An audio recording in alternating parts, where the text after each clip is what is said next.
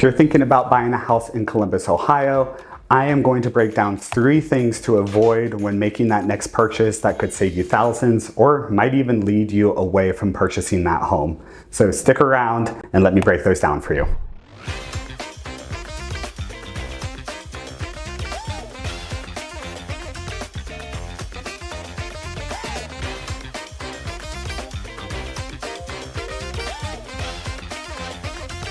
The first mistake that I see buyers making, especially when I'm first starting to work with them, is picking the finishes over the fundamentals of the house. So you walk into a house and you see brand new appliances and cabinets and quartz countertops, but you don't see what is maybe behind the walls or what's going on with the foundation. So, foundation issues can be a huge cost to you when you're purchasing a home. HVAC, roof, all of these things are big ticket items that buyers might look past when purchasing a home, or there may be a weird room in the house that doesn't make sense, but you're like, you know what, we're just going to live with it.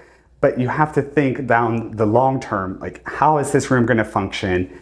Am I going to actually be able to use it? So again, looking past all the pretty finishes and really getting to the nitty-gritty of how you are going to use this space. And we have a ton of people, especially in the Franklinton area, Southern Orchards, south of Maine, all these areas where flippers are buying older homes and putting all these great finishes on, but maybe they're neglecting some of those big ticket items. So make sure that you do not pick the features over the functionality. The second thing to avoid when purchasing is not fully understanding the neighborhood. So again, you might see the house during the middle of the day and you love it, but I always recommend that my buyers go and drive the neighborhood at night. Keep a eye on what the neighbors look like as far as how are they upkeeping their homes. And another big thing is proximity to convenience. So grocery stores, parks, things that you enjoy doing,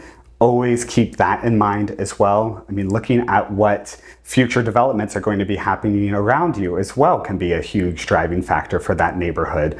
So really keeping an eye on what that neighborhood is doing and an understanding of how that neighborhood is changing, whether it be the change that you want to see or maybe it doesn't align with what you're looking for in that home. And another big thing that I always tell my clients to do, especially in parts of Columbus, is drive the neighborhood during rush hour. So 161 around the Lindworth area, if you're in Columbus, you know what it's like, or out on 40 in Reynoldsburg area at rush hour, 33 down in Canal during rush hour. All of these areas, they can get very congested during that time, and just understanding, how often are you going to have to drive those routes at that time, and what does that time mean to you? Would you rather be spending it at home, or do you want to be stuck in your car? So again, just understanding what it's like to get to your house day in and day out and how that neighborhood fits that. And the last thing that I would say to not avoid is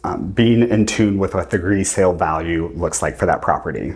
And now I've had a lot of clients who go, oh, this is going to be our forever home, and then a couple years later they're selling.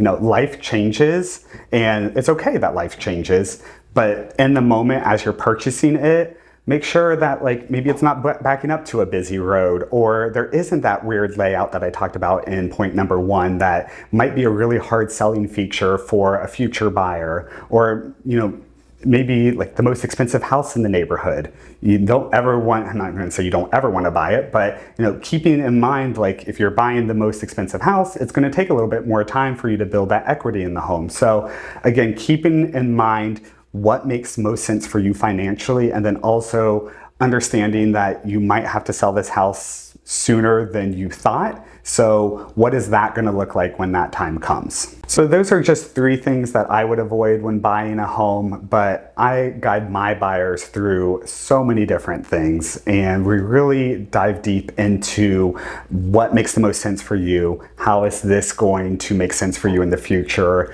and what fits you best currently, and how will that transition as you continue to move on in your home buying journey. So if you are somebody who is looking to buy, I would love to be a valued asset to you. Feel free to download my buyer's guide. You can do that in the link in the bio. And again, my name is C-Bus Nathan, somebody who loves to educate, lead with education and relationship with my clients. So if that somebody is you and you are looking to purchase, again, reach out. I put out videos every Friday. Like, subscribe, follow along, and then I'll see you next week.